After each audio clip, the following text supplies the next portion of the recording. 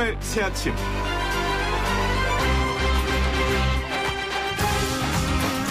(2004년 10월 2일) 70대 여성이 강원도 삼척시 자신의 집에서 숨진 채 발견됐습니다. 용의자만 3천여 명에 이를 정도로 방대한 상황이었지만 결국 삼척 노인 살인사건으로 불리던 이 사건은 장기 미제로 남게 되었습니다. 그런데 피해자 손톱 밑에 있던 범인의 DNA를 검사할 수 있는 기술의 발달로 이 사건은 발생 16년 만에 진범을 잡을 수 있었답니다. 차량에서 확보한 쪽지문과 피해자의 손톱 밑에 있던 범인의 흔적이 결정적인 단서가 되었는데요. 안타깝게도 진범은 이미 2005년 인근에서 또다시 절도 행각을 벌이다가 피해자에게 발각돼 몸싸움 끝에 숨진 것으로 확인이 되었답니다. 비록 진범에게 죗값을 치르게 하지는 못했지만 모든 살아있는 것들은 흔적을 남긴다라는 말이 떠오릅니다. 오늘을 사는 우리는 어떤 아름다운 흔적을 남기며 살고 있을지 문득 궁금해지네요. 따뜻하고 상식적인 보통사람들이 즐겨야 되는 YTN 라디오 노영의 출발 새 아침, 지금부터 시작합니다.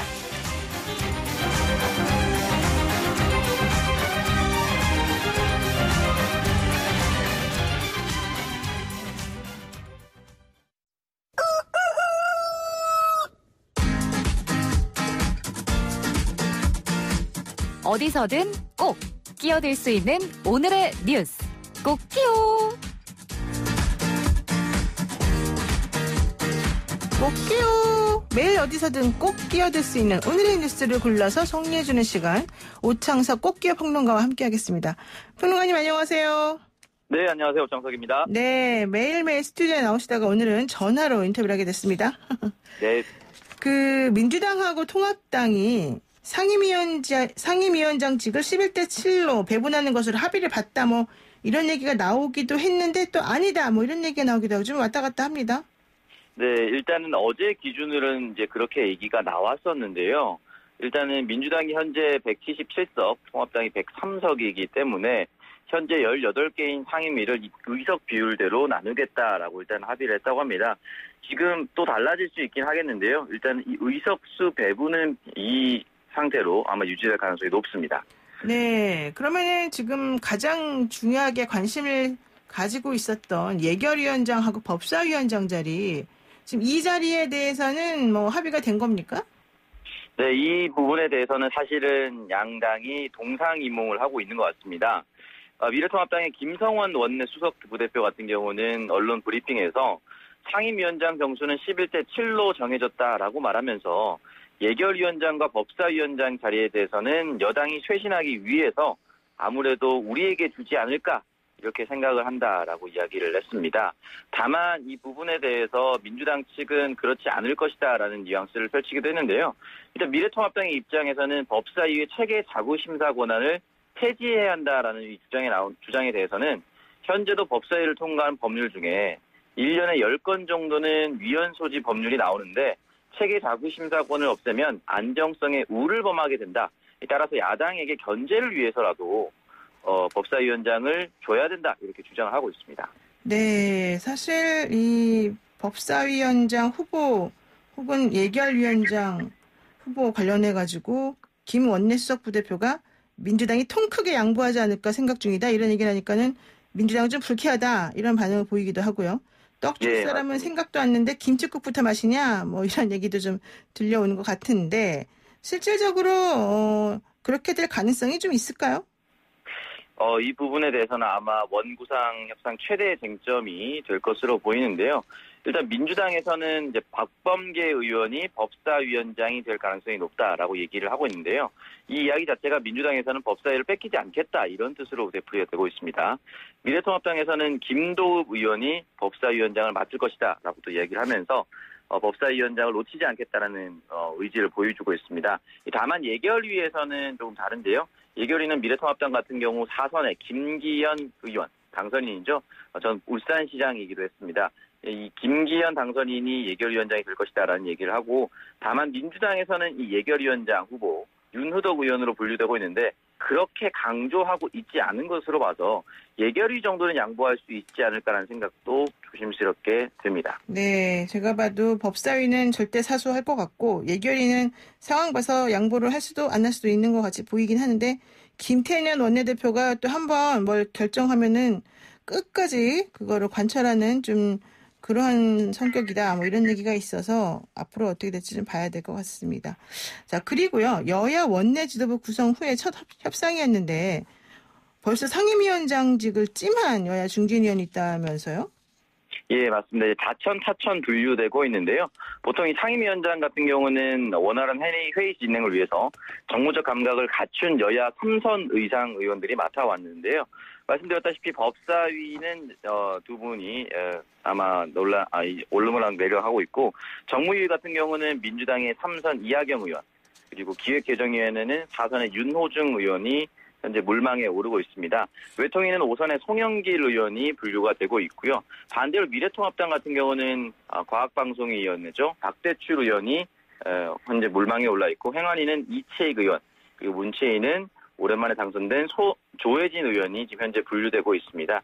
각 당별로 이제 3선 의원들이 지금 추천이 되고 있는데, 다만 민주당 내에서는 서로 겹치는 의원들이 있습니다. 그렇기 때문에 미래통합당 같은 경우는 선수가 높은 의원들이 그대로 가져갈 가능성이 높고, 민주당은 3선 의원들끼리 아마 표결 또는 합의를 통해서 선출될 가능성이 높아졌습니다. 네, 예전에 예를 비추어보게 되면 원구성이 보통 국회 개원 후 44일 정도 걸리더라 뭐 이런 얘기가 있는데, 이번에는 조금 더 빨라지고 그래서 일하는 국회의 모습을 우리가 볼 수 있을지 한번 기다려 봐야 되겠습니다. 자, 그리고 SUV 차량이 역주행을 해서 스쿨존에서 말하는 거죠. 어린이를 덮친 사망사고가 발생을 했는데 이게 경주 스쿨존 사고를 말하는 거죠? 예, 맞습니다. 사실 어제 하루 동안 가장 이 SNS에서 국민들의 분노를 자아낸 영상이었을 텐데요. 일단 이 사고는 지난 25일입니다. 오후 1시 40분께 경주 동천동 동천초등학교 인근 도로에서 흰색 SUV 차량이 모퉁이를 돌아가서 앞서가던 자전거의 뒷바퀴를 덮치고 초등학생 A군을 쓰러뜨리며 발생을 했습니다. 이 영상은 이 A군의 누나라고 밝힌 B씨가 자신의 SNS에 영상을 올리면서 알려지기 시작했는데요.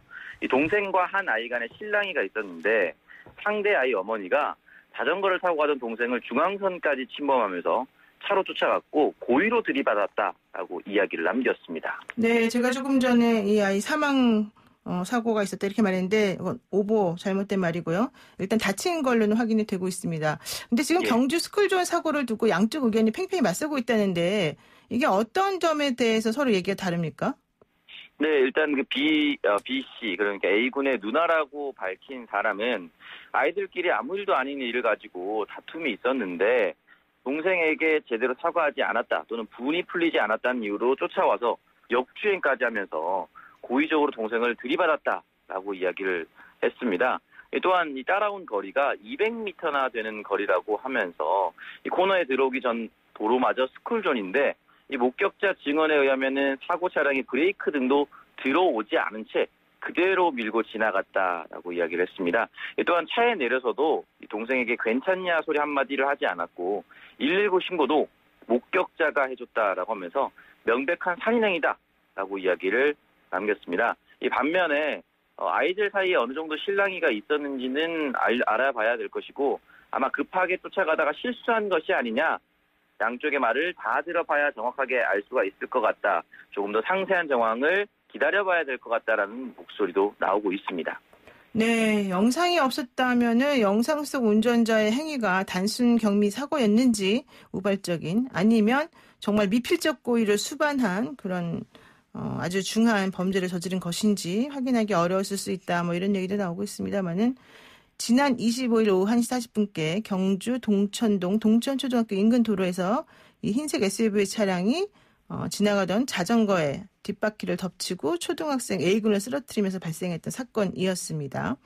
뭐 어쨌든 사고가 나기 전에도 계속해서 이 아이들이, 즉 A군과 운전자의 딸 C양이 다툼을 하고 있었다 뭐 이런 얘기가 있어가지고요. 어쩌면 이게 좀 문제가 될 수 있을 것 같고, 또 민식이법을 잘 지켰는지 이런 문제도 좀 나오는 것 같습니다. 자, 그리고요. 부천에서는 모든 학교와 유치원 등교를 연기했습니다. 다른 학교들은 어떤 상황입니까? 네, 27일입니다. 오늘이죠. 2차 등교 예정이던 서울학교 11개 교와 그리고 유치원 6개원, 경북의 185개 교, 부천의 251개 교 등 총 453개의 유치원과 학교가 등교를 연기하고 원격 수업으로 전환하기로 했습니다. 일단 이 부분에 대해서는 인근에서 확진자가 발생함에 따라서 각 교육청이 등교 연기를 결정하게 된 것입니다. 네, 그렇군요. 그런데 지금 이 초등학생들의 확진, 그리고 또 유치원 어린이집 아이들의 확진, 이게 상당히 좀 불안감을 야기하고 있거든요. 네. 강서구 미술학원에서 강사 한 명이 확진 판정을 받은 다음에 그 유치원생이 확진 판정 받기도 했잖아요. 네. 그러니까 이제 그럼 인근에 이런 식으로 확진자가 발생하기만 하면 모두 학교를 안 가는 겁니까? 일단은 이제 각 교육청과 그 교장 선생에 따라서 이제 이 학교의 결정이 달라지게 되는데요. 대부분 인근에서 확진자가 발생한 지역은 대부분 이제 다 연기를 했다라고 보면 될 수가 있습니다. 또한 그 식당 방문자 중심으로 확진자가 늘어나고 있었던 성동구청, 이 성동구청의 관할 교육지원청에서도 등교 일주일 연기를 요청함에 따라서 확진자, 이것이 꼭 학교 기관뿐만이 아니라 인근 지역의 식당이라든지 사람이 많이 몰리는 기관들, 그리고 부천의 물류센터 확진자, 이런 부분이 있으면 모두 등교 연기를 요청하고 있는 것으로 나타나고 있습니다. 네, 그렇군요. 이제 다른 얘기 하나 해보겠습니다. 문재인 대통령이 재난지원금을 국민 모두에게 지급을 하니까 좀 기뻐하는 소리가 여기저기서 들리는데요. 저희 집안에서도 아버지가 그 재난지원금 받아서 너무 기쁜 나머지 뭐 어머니 안경 좀 맞춰드리고 식당도 간다 그러고 정말 하실 게 배보다 배꼽이 더 큰 상태가 돼버렸습니다. 그런데 이런 상황에서 국민들이 모두 다 한우 먹자. 그래서 한우가 갑자기 또 가격이 뛰기도 한다는 소식도 있고요. 이거 어떻게 봐야 됩니까? 네, 일단은 뭐 한우와 삼겹살 매출이 늘었다라고 하면서 대통령이 그 허리띠를 졸랐던 국민의 마음이 와닿아서 뭉클했다라고 이제 국무회의에서 얘기를 했는데요. 일단은 단기적으로는 소비가 회복세를 보이고 있는 게 사실인 것 같습니다. 이 경제 상황에 대한 인식과 이 소비 지출에 대한 전망을 보여주는 소비자 심리 지수가 이달 6.8포인트 올라서 넉 달 만에 반등했다라고 합니다. 이번 조사는 지난 11일부터 18일까지 이루어져서 긴급 재난지원금 지급 시점과도 겹쳤는데요. 실제로 이 재난지원금의 효과가 나타나고 있다라고 볼 수가 있습니다. 다만 이 3차 추경안 이런 것, 그리고 경기 부양책에 대한 기대가 반영이 됐으나 소비심리지수 절대값은 글로벌 금융위기 당시인 2008년 10월과 비슷한 수준이라서 장기 평균인 100을 한참 밑돌고 있다라고 이야기가 나오고 있습니다. 그러니까 단기적으로는 올랐으나 전체적으로는 그렇게 좋아진 것이라고 볼 수는 없다, 이런 상황입니다. 네, 소비자 심리지수는 100을 기준으로 하는 거고 100 이상이 되면 향후 낙관적인 그런 상황을 예측하는 거고 또 100 이하가 되면 좀 비관적으로 사람들이 생각한다 이런 건데요. 지금 77 정도 되니까 사실은 좀 비관적으로 보긴 봐야 되겠네요. 또 앞으로 이러한 그 소비 심리 좀 그 증가가 얼마나 계속될지도 좀 문제가 되는 것 같습니다. 오늘 꽃기운 뉴스 브리핑 여기까지 듣겠습니다. 고맙습니다. 네, 감사합니다. 네, 지금까지 오창석 꽃기의 평론가였습니다. 아침을 시작하는 슬기로운 방법. 오늘 내게 이로운 뉴스. 노영희의 출발 새 아침 슬기로운 인터뷰. 네, 오늘부터 2차 등교 수업이 시작이 됐습니다. 300만 명 가까운 학생 그리고 유치원생들이 집단 생활을 시작하는 건데요. 아이들이 어릴수록 부모님들의 걱정은 정말 끊이지 않고 발생하는 것 같습니다. 학교 내 감염을 어떻게 차단시킬 수 있을지, 어떻게 하면 우리가 좀 더 불안하지 않고 안전하게 생활할 수 있을지, 대한소아감염학회 홍보이사이자 고대 안산병원 소아청소년과 김윤경 교수 연결해서 자세한 이야기 나눠보겠습니다. 교수님 안녕하세요. 네, 안녕하세요. 네, 오늘부터 2차 등교가 시작이 됐습니다. 고3 네. 학생들 1차 등교할 때도 사실은 상당히 불안해하고 청원을 통해서라도 연기 좀 해달라 이런 얘기가 많았는데요. 이 2차 등교 해도 됩니까? 글쎄, 잠깐만. 그 유행의 기간이 예상되지 않고 있는 현재로서는 전 세계 누구도 그 부분에 대한 답을 가지고 있지는 않다고 생각을 합니다. 이제 학계 폐쇄는 이전에 이제 인플루엔자 대유행 시기에 학계 폐쇄를 유행 초기에 적절히 시행한 지역에서 그 유행의 기간과 규모가 이제 유의하게 적었다는 연구 결과를 바탕으로 하고 있는데요. 네. 지금 상황에서 사실 장기화의 가능성이 열려 있다고 보고 있는데 이런 상황에서 유행이 종료하지 않았어도 통제 가능한 범위라면 등교를 시도해야 하지 않을까 이렇게 판단을 해서 등교를 하게 된 거로 생각하고 있습니다. 그러니까 코로나19가 뭐 확 잡힌 건 아니지만 어쨌든 장기화될 것을 전제로 네. 지금부터 슬슬 준비해서 등교를 할 수밖에 없는 거 아니냐. 이제 이런 정책적 결단이라는 거죠. 네, 그렇게 보여지고 지금 현재로서는 우리나라가 일단 유행 규모가 지금은 아직은 적은 수준을 유지하고 있잖아요. 종료된 거는 아니지만요. 네네. 그렇기 때문에 저 개인적으로는 뭐 충분히 시도해 볼 수 있다고 생각을 합니다. 그러면은 코로나19가 이 아이들의 그 등교로 인해서 오히려 더 좀 아주 그냥 폭발적으로 늘어난다거나 우리 방역 당국이 손을 못 댈 정도로 통제 불능이 된다거나 이렇게 될 가능성도 좀 있어요? 근데 그거는 이제 우리가 이미 그 아주 면밀하게 유행 정도를 파악을 하고 있잖아요. 그렇기 때문에 상황에 따라서 계속 유동적으로 대처하는 것이 최선이지 지금 미리 앞으로 어떻게 될 것이라고 예측을 하기는 어렵거든요. 네. 그렇기 때문에 현 시점에서 지금 낮은 유행 수준을 유지하고 있는 상황에서는 시도를 하고 혹시라도 상황이 급변을 한다 그러면 또 거기에 맞게 다시 논의를 해서 또 새로운 대처를 하고 이렇게 해서 계속 풀어나가는 과정인 거지 지금 누구도 답을 손에 쥐고 있는 상황은 아닙니다.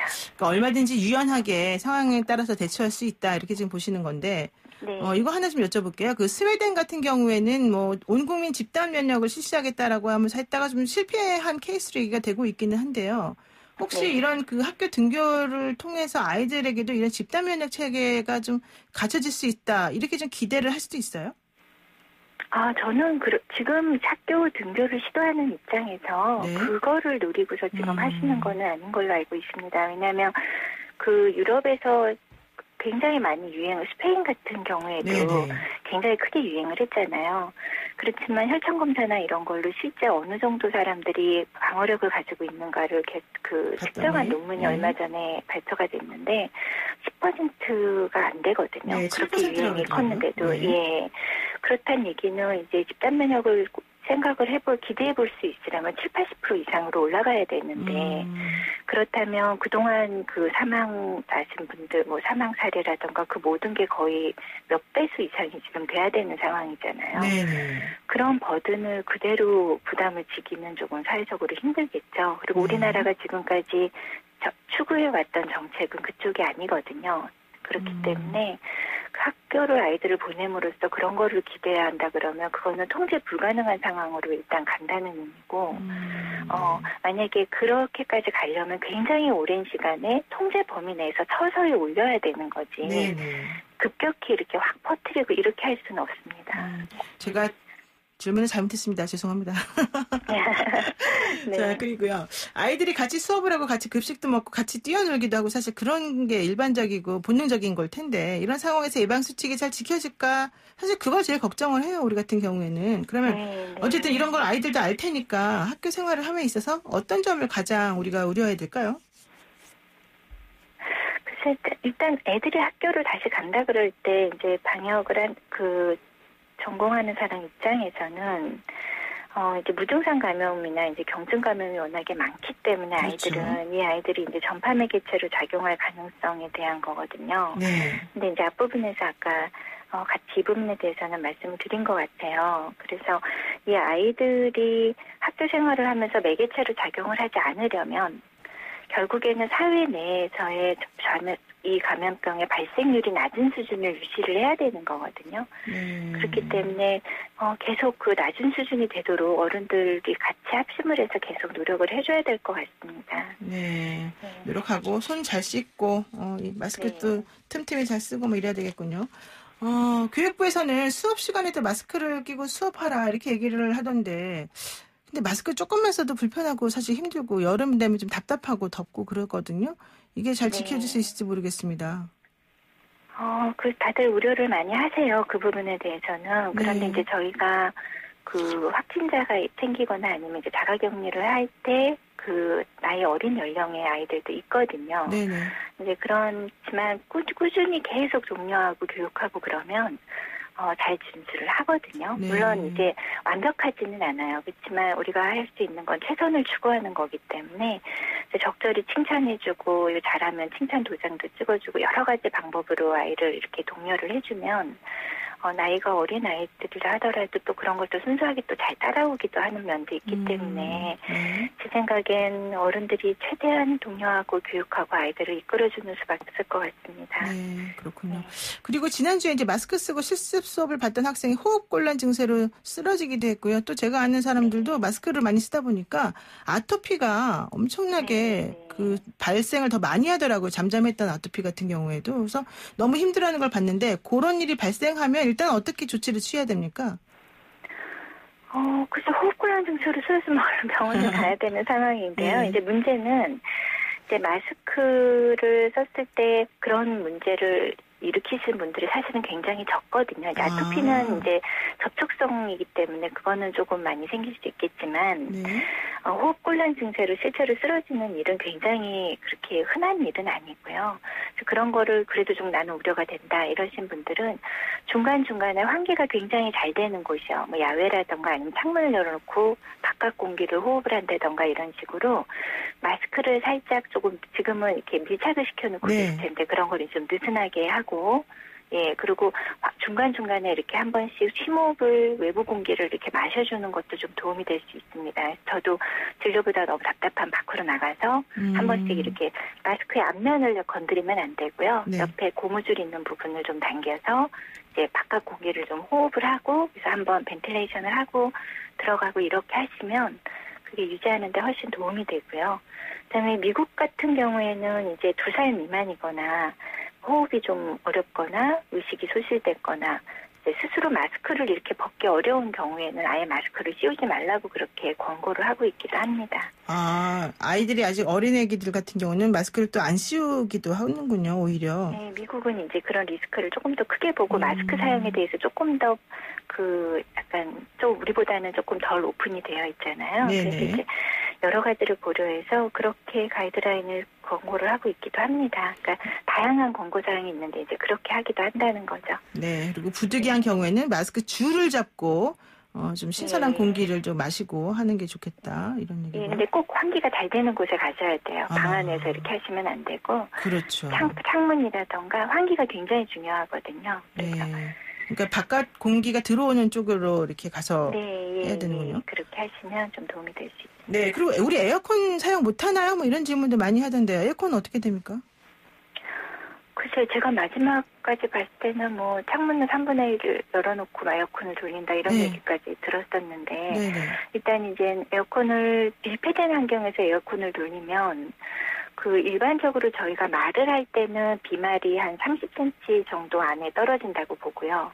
기침을 하면 한 50cm 안에서 떨어진다고 보는데 이제 강제 순환을 에어컨을 하게 되면 이제 순환이 되잖아요. 그렇죠. 청정기도 마찬가지인데요. 밀폐된 상황에서 이제 그렇게 돌리게 되면 이제 그 범위가 좀 더 넓어질 수도 있고 그다음에 에어컨을 돌리기 위해서 계속 밀폐를 시키는데 환기가 굉장히 중요하다고 아까 말씀드렸잖아요. 그렇기 때문에 환기에도 크게 저해가 되고 이제 이런 문제 때문에 청정기와 에어컨을 어떻게 할 것인가에 대해서 고민이 많으신 것 같습니다. 그러니까 일단 에어컨을 키더라도 그 수칙을 좀 잘 따라서 환기를 좀 시키는 상황에서 좀 에어컨을 키고 뭐 잠깐씩 껐다 켰다 하고 이래야 되겠네요. 그러면. 네, 그거를 잘 생활에서 최선의 방법이 뭘지를 좀 찾으셔야 될 것 같습니다. 그렇습니다. 그 환경에서. 네, 그리고 소아 코로나 사실 코로나19가 처음에 발생했을 때만 해도 어린이들은 잘 안 걸린다 뭐 이런 얘기도 나왔었고요. 요즘 같은 경우 보더라도 일단 성인보다는 좀 증상이 경미한 경우가 많더라고요. 그래요? 지금까지 자료는 사실 소아가 성인 대비해서 훨씬 경증이고 그다음에 무증상 감염이 훨씬 많았죠. 우리나라 확진 사례가 지금 어제까지 보고된 게 800명이 좀 안 되는데 소아 19세 미만이 그 아이들 중에서도 실제 어른들보다 훨씬 경했거든요. 그래서 막 중환자실을 간다거나 산소가 필요하거나 이런 경우가 거의 없었어요. 그렇기 때문에 비교적 더 경미하다. 그렇게 지금까지는 생각을 하고 있죠. 근데 왜 그러는 겁니까? 이유가 있나요? 그거는 사실 뭐 다양한 가설이 있는데요. 그 중에 모다라고 이제 확정이 돼 있는 거는 아직은 없고요. 다만 지금 저희가 모든 게 이제 확정적으로 그 병태 징리가 다 밝혀진 상황이 아니기 때문에 여러 제기되는 가설 중에 뭐가 될지 모르지만 현재 관찰되고 있는 상황은 그렇다는 거죠. 그러니까 원인 잘 모른다. 그러니까 네. 다양한 가설이 있어요. 네. 거기에 대해서는. 그런데 확정적이지가 않다는 거죠. 그래서 말씀을 좀 네. 하기가 곤란하다 네, 이런 네. 얘기신가 보네요. 네, 그러면요. 어쨌든 일단 그 무증상 감염이 좀 많고 그다음에 감염되더라도 경증인 거는 좀 많은 게 일반적인 것 같습니다. 어린이들의 경우에는. 그리고 네. 미국하고 유럽에서 지금 또 문제가 되는 게 코로나19 이후에 어린이 괴질이라고 하는 게 발병을 하고 있다. 이런 얘기가 나오고 어제 우리나라에서도 첫 어린이 괴질 보고가 있었거든요. 이게 뭡니까? 네. 어린이 괴질이라고는 안 하고요. 이제는 그 다기관 염증 증후군 네. 뭐 이렇게 지금 소아청소년 다기관 염증 증후군으로 해달라 이렇게 그렇죠. 이제 예. 근데 너무 어려워요. 말이 너무 예. 길죠. 예. 예. 근데 이제 괴질이라는 말이 갖고 있는 어떤 그런 나쁜 게 있어서 사실은 저도 좋아하지 않는 표현 중에 하나고요. 네. 그런데 일단은 이게 일단 첫 번째로 이게 코로나와 연관성이 있다 없다가 아직 확정된 부분이 아니에요. 그래서 외국 사례에서 이제 이런 것들이 좀 의심된다. 이렇게 유럽하고 미국 쪽에서 지금 주로 얘기가 나오고 있는데 우리나라랑 일본, 중국, 대만, 싱가포르 이렇게 아시아권에서는 사실 지금 저희가 이렇게 그쪽 의사분들하고 얘기를 해도 지금 전혀 그런 것 같지 않다라고 얘기를 하고 계시거든요.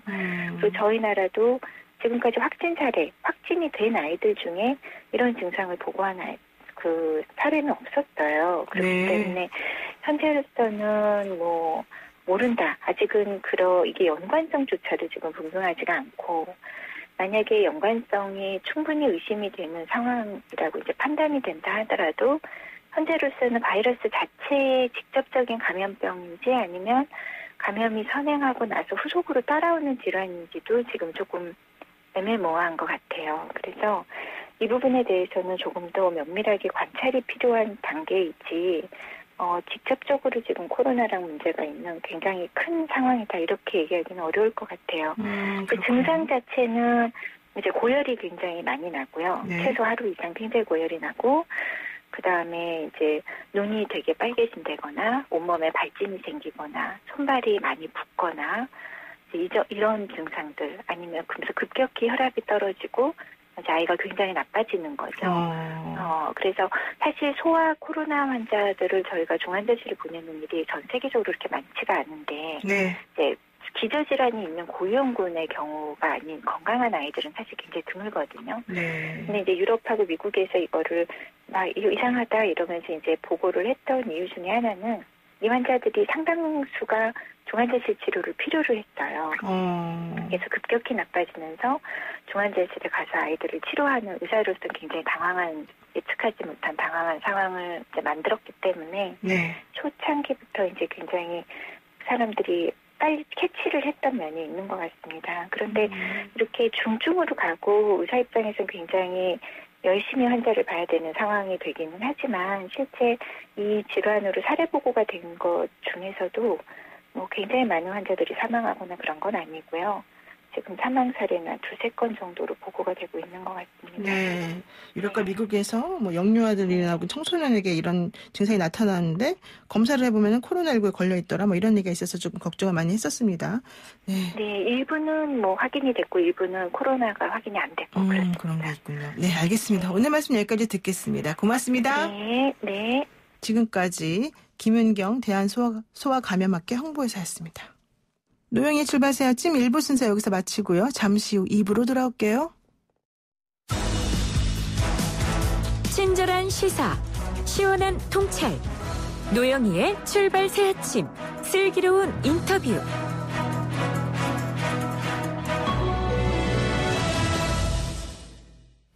네, 명문대 가려고 사실 우리 대한민국 청소년들 밤잠을 안 자고 공부하죠. 사당 오락이라는 말이 있습니다. 4시간 자면 붙고 5시간 자면 떨어진다. 참 지금 생각하면 정말 잔인한 말이 아닐 수 없는데요. 그렇게 열심히 공부를 해서 명문대 가놓고도 거기를 스스로 탈출한 스카이 자퇴생이 있습니다. 발달장애 동생과 다큐멘터리를 찍은 영화 감독 유튜브를 통해서 본인의 메시지를 분명하게 던지는 생각 많은 둘째 언니, 그리고 21대 국회 정의당 당선인입니다.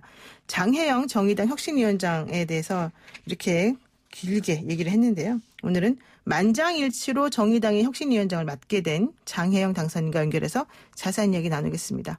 위원장님 안녕하세요.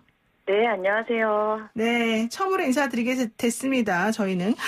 네, 맞습니다. 네. 반갑습니다. 네, 먼저 당선을 축하드리고 정치 신인이니까 자 네. 앞으로 이걸 좀 어떻게 해봤으면 좋겠다 이런 포부 같은 게 있을까요? 네, 사람들한테 희망을 주는 정치인이 되고 싶습니다. 당연한 얘기지만, 요즘이기 때문에 더 절박하게 그렇게 생각하게 되는 것 같아요. 희망을 준다는 게 무슨 말입니까? 지금 사실 사람들 중에서 앞으로 우리가 사는 세상이 더 나아질 거라고 강력하게 생각하고 있는 사람들이 그렇게 많지는 않다고 봐요. 오히려 네. 우리가 정말 살아남을 수 있을까? 살아갈 수 있을까? 아주 작은 행복이라도 손에 쥘 수 있을까?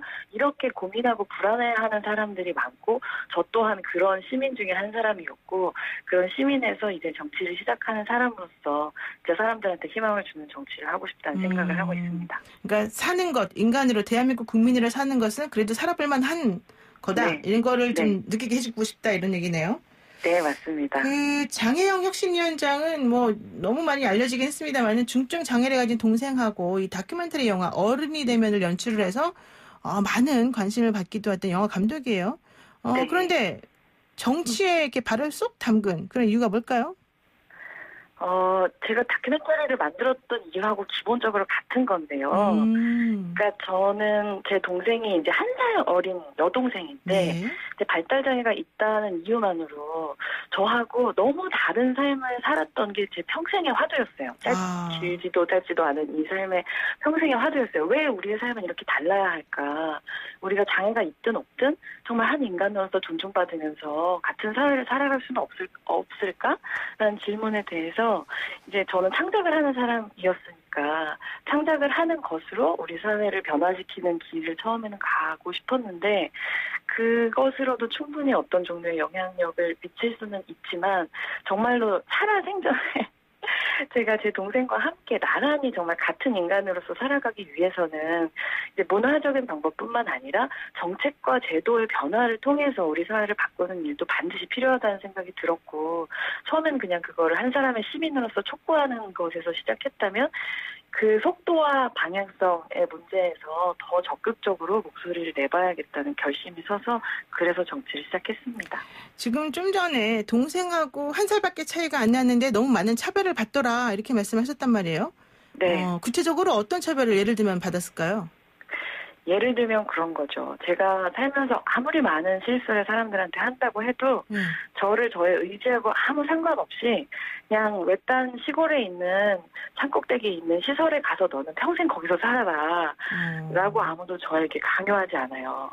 하지만 제 동생은 나쁜 짓을 저지른 것도 아니고 그냥 좀 가난한 집에 중증 발달장애를 가지고 태어났을 뿐인데 어느 순간 가족들에 의해서 자기 자신의 의지하고는 상관없이 평생 동안 장애인 거주시설에 보내줘가지고 무려 18년이라고 하는 시간을 살아야 했거든요. 이건 너무 명백한 차별이 아닐까요?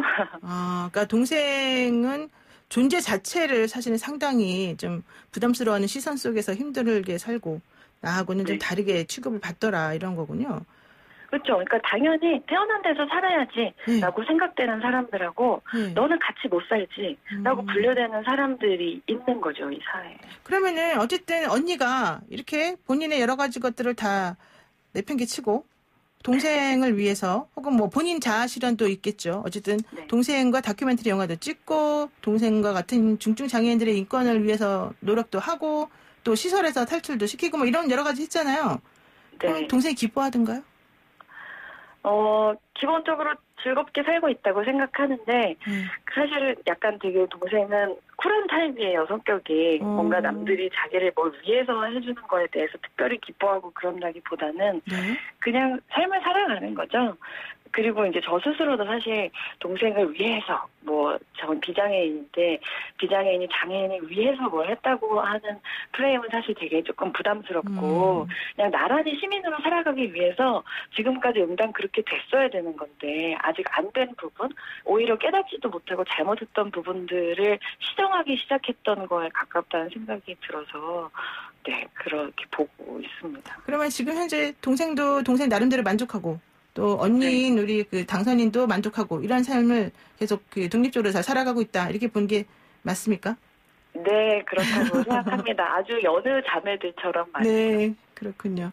네. 자 이제 그런데 그런 상황에서 어쨌든 동생하고 멋진 할머니가 되고 싶다 이렇게 말했던 사람이 이제 현재 이 나이 어린 사람이 국회의원으로 당선이 됐어요. 네. 본인의 이 감회 또 주변 사람들이 우리 그 당선인을 바라보는 시선 어떻게 다르던가요? 네. 사실 정의당에서 이번에 21대 국회에서 비례대표 선거를 통해서 의원이 당선인이 된 것이기 때문에 어떤 막 기쁨이나 설렘이 아주 없는 것은 아니나 그것보다는 개인적으로는 책임감이 훨씬 크다고 생각하고 있고요. 하지만 주변에서는 기대와 어떤 걱정, 너무 바빠서 건강에 대한 걱정을 해주시고 그런 얘기 하시죠. 언젠가는 정치할 것 같았다. 저는 진짜 몰랐거든요. 다들 그렇게 어쨌든 격려해 주셔가지고 감사하다고 생각하고 있습니다. 사실 근데 본인은 몰랐다고 하지만 그 특성화고등학교 나오셨죠? 네. 그 특성화고 나와서 연세대학교 들어간 것도 참 훌륭하다 이렇게 얘기하는 사람들이 사실 있습니다. 그런데 그 학교에 들어가 놓고는 또 갑자기 명문대 기득권을 비판한다 이러면서 스카이 자퇴생으로 이름을 날렸어요. 이발 선언문을 막 써붙이면서. 네. 그건 사실 일반적으로 평범한 사람들이 할 수 있는 그런 행동하고는 좀 거리가 멀어 보이거든요. 그렇게 봐주시는 것도 감사하지만 사실 저의 관점에서 보자면은 이제 그때의 일들 그리고 제가 그런 소위 얘기하는 명문대에 들어가기 위해서 노력했던 일들 그리고 지금 이렇게 동생의 탈시설을 돕거나 정치를 것도 사실은 같은 문제의식에서 출발한다고 말씀을 드리고 싶어요. 그거는 우리 사회의 불평등 문제가 하루 이틀 문제는 아니고 제가 중고등학교를 다니던 시절부터 이미 우리 사회의 신자유주의가 싹트기 시작하던 무렵이었는데 어떤 무한 경쟁의 분위기 있잖아요. 근데 그 안에서 처음에는 개인적으로 저도 각자 도생하는 방법 그렇게 살아남아서 그 다음에 개인적으로 행복을 쟁취하는 것이 제 삶의 길이라고 생각을 했는데 그 길을 가다 보니까 과연 정말 이렇게 살아서 내가 원하는 행복을 누릴 수 있을까라고 생각을 해보면 그 행복의 안에는 제 동생처럼 장애를 이유로 차별받고 있는 사람도 있고 혹은 굳이 동생뿐만이 아니라도 가난을 이유로 학력을 이유로 여러 가지 이유로 차별받고 있는 사람들이 있는데 요 안에서 정말 나 혼자 이렇게 그냥 돈을 많이 벌 수 있는 사람이 된다고 해서 그런 개인적인 자유를 얻는다고 해서 이게 진짜 좋은 삶일까에 대한 문제의식이 있었고 그 안에서 학교를 들어가고 또 나오고 사람들에게 질문을 던져보고 싶었고 이랬던 거라는 말씀은 드리고 싶습니다. 네. 혹시 국회의원이 되지 않았더라도 그 당시에 이별선언문 써붙이고 학교 자퇴한 거 후회하지 않습니까? 그럼요. 저는 되게 잘했던 일이라고 지금도 생각하고 있습니다. 그렇군요. 네, 그리고 이제 좀 정치 얘기 좀 해볼게요. 혁신위원장이 됐잖아요. 네. 자, 3개월 기한을 가진 혁신위원장으로 알고 있습니다. 네. 기한이 너무 짧아요. 그런데 무엇을 혁신하겠다는 거고 혁신위원장으로 본인이 왜 뽑혔다고 보십니까? 일단 정의당 이 어쨌든 굉장히 지금 뼈아픈 반성의 시기를 보내고 있고 그리고 재도약을 준비하고 있는 시기에서 이제 그러한 혁신의 역할을 맡겨주시는 혁신위원회라고 하는 이제 기구가 그런 특별 기구로 이제 당대회를 준비하면서 시작을 하게 된 것이고요.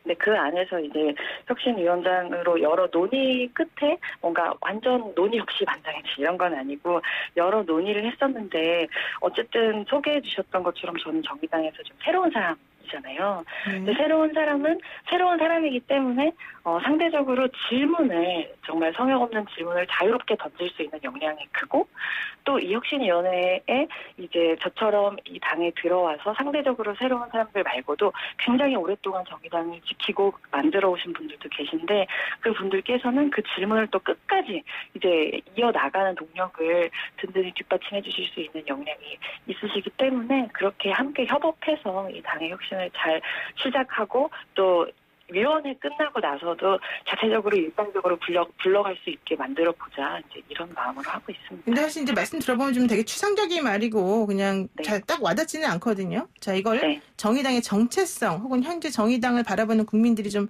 실망한 부분들도 있고 앞으로 이랬으면 좋겠다라고 하는 부분들도 있을 텐데 구체적인 내용을 담아서 한번 정의당은 이렇게 앞으로 나아가야 될 것 같다.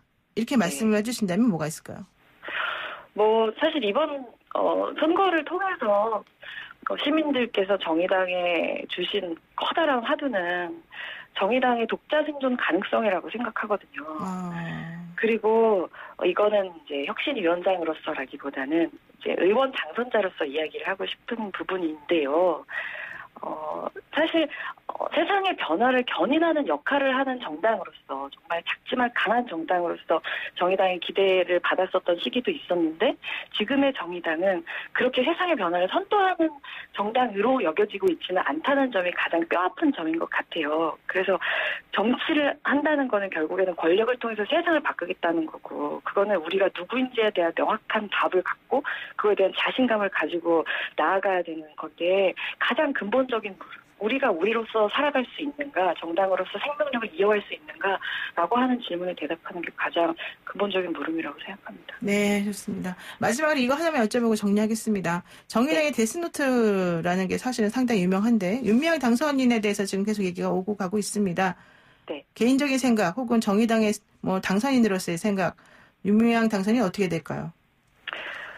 여전히 이 사견임을 전제로 말씀을 드리면 일단 이 윤미향 당선인에 대한 이야기는 데스노트의 차원에서 이야기하는 것은 적절치 않다고 봅니다. 왜냐하면 장관 임명을 다투는 사안은 아니니까요. 네. 오히려 굉장히 다층적인 부분들이 있는데 지금 시점에서 가장 중요하게 생각돼야 되는 것은 어쨌든 역사적인 어떤 아주 큰 비극의 피해 당사자의 말하기를 우리가 어떻게 들을 것인가에 문제가 있다고 생각하는데 그 어떤 상황에서도 피해 당사자의 말하기가 가장 큰 맥락에서 고려되어야 한다라고 생각하고요.